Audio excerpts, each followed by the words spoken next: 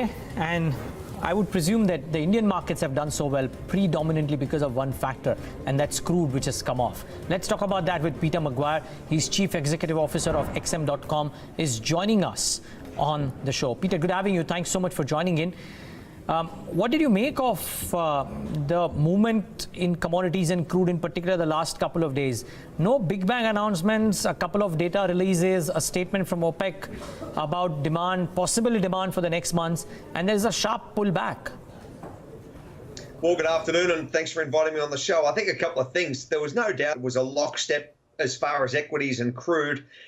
The market was probably oversold, and we're seeing that rise now in what Dow futures in Europe right this second. So it was just a sell-off. It wasn't unusual to see, those big wipeouts. You see, it takes a little bit of fear into the market. The VIX is well up, and it just washed that crude market. It was probably sitting too high there at 85. Profit taking naturally. They've shorted it heavily, and I think it'll probably consolidate around here. I wouldn't mind seeing a little bit of whipsawing, early next week. According to you, where would you place the next medium-term levels for crude oil prices? Well, I think if you're looking at Brent, you'd have to be saying it's going to be that, 80 to 83. Maybe we're going to touch last week's highs of 85 again. The consensus there, you've got the IEA coming out as far as growth forecast numbers, the IMF, and certainly, those major reports. OPEC meeting on the 3rd of December. There's a meeting in New Delhi next week, SERA, as far as OPEC.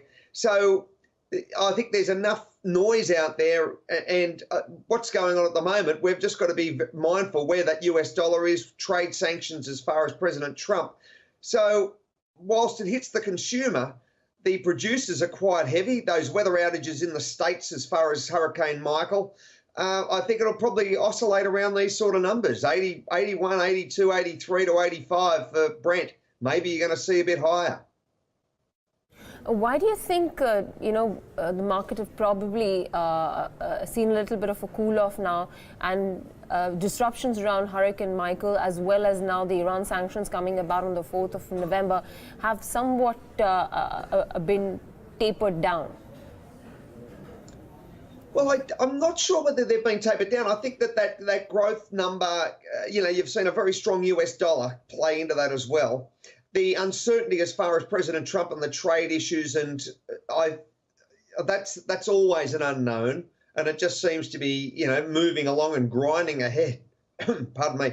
So I'm not sure what impact that's going to have on the scope of crude, but at the present, you've got to say that the consumption patterns, the growth numbers, all of that is pointing to a very, very nice outcome for OPEC and the non-producers, even with those record numbers coming out of the US shale. So, it's not a bad time to be a miner. It's not a bad time to be in oil. And I think they're rubbing their hands with glee because they've had such a lovely uptick compared to this time last year.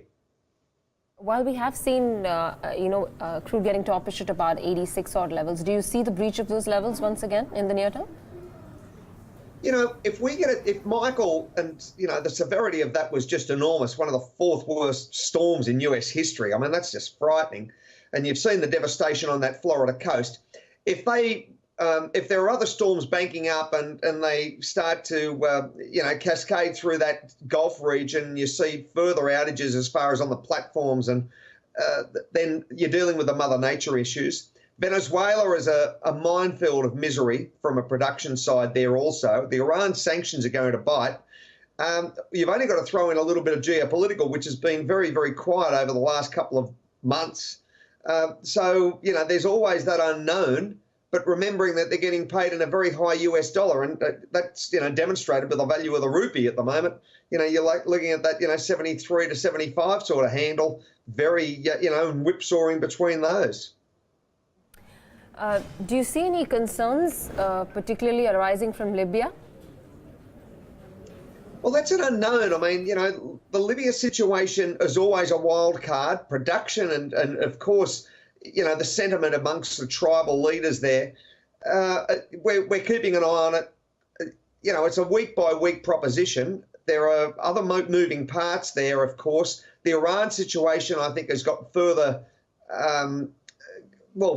issues there that can really impact the market. And, whilst it leads into the OPEC meeting on the 3rd of December, I feel as though that Libya situation is going to just settle where it is at the moment. I don't really think you're going to see something, a massive outbreak. So it's a little bit of a wait and see. It's a difficult one to, forecast on, but I think most analysts are keeping a very close eye on it. All right. Got that. Peter, thanks very much for joining us. Really appreciate you taking out the time.